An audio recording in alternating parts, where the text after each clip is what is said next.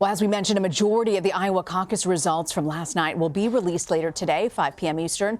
The Iowa Democratic Party has blamed the delay on a coding issue with a new reporting system. But last night's debacle has triggered concerns for the integration of technology in future elections. Joining us now is Connie Guglielmo. She's the editor-in-chief at CNET, and she joins us now. So, Connie, what really led to this meltdown when you look at this app in particular? I mean, in terms of tech fails, this was pretty much a massive tech fail. The Iowa caucus is already a complicated process for voting, as most people who try to understand how the voting even works. It's confusing. There's a lot of things happening, a lot of moving parts. So the app was intended to streamline that process and collect the data from the 1,600 plus groups that are caucusing on over the Democratic nominee in this case. And what happened was the reporting process went awry, which is problematic when you're trying to collect data.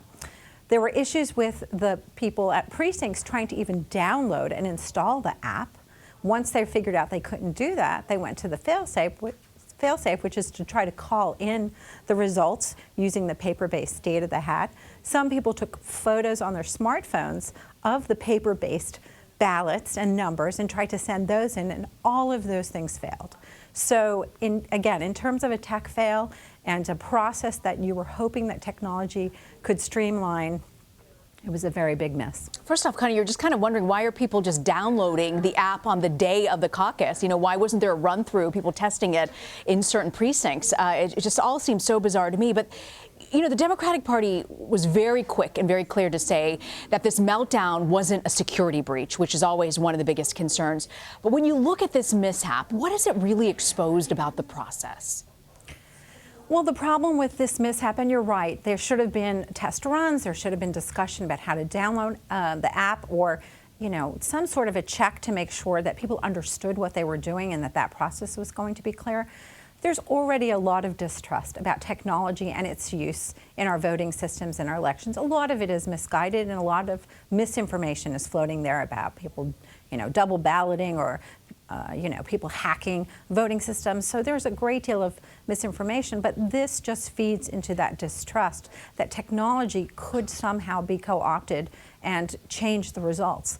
The good thing about the Iowa caucuses is that there is a massive paper trail, and there's a lot of transparency, so there's lots of reporters who are reporting on the results as they were coming in. So you can fact check, which is why it's a day delayed. We'll still get the results. That data won't be compromised, but it does undermine the integrity of people who want to use technology for other voting systems or other caucuses, and again, goes to people's trust in those systems.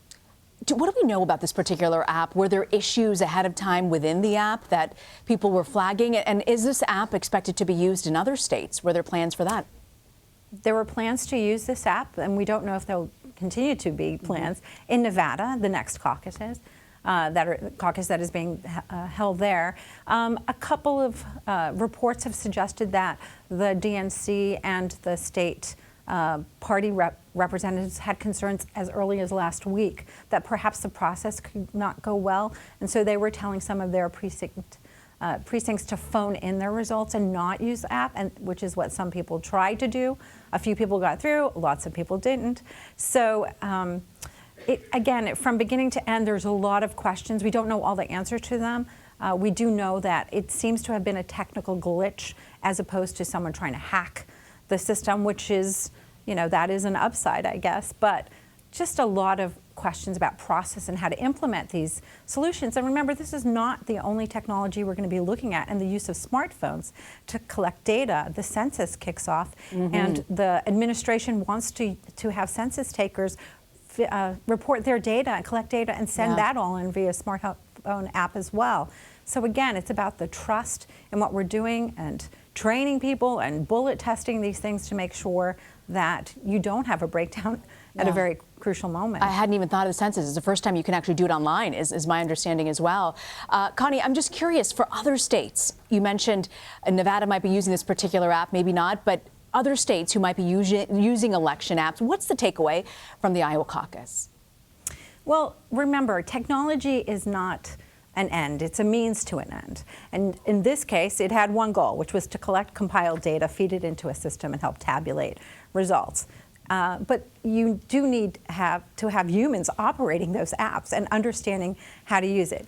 Before they can do all of those things, you have to make sure that they can download and understand how to even get into the app. So there's a lot of testing that goes into technology. And so I would say if you're concerned about implementing a new technology and training people simultaneously to collect data in something that might be the first ever, you might want to step back and rethink that. We can get to trusted technology systems. Our whole banking system relies on technology. You have no problems going up to an ATM. So there are very secure and solid systems for doing transactions, which is data collection in this case. But if you're concerned and you're trying to be the first on anything, maybe you don't want to be the first when it comes to our elections. Great advice, Connie Guglielmo. Thank you for joining us. My pleasure.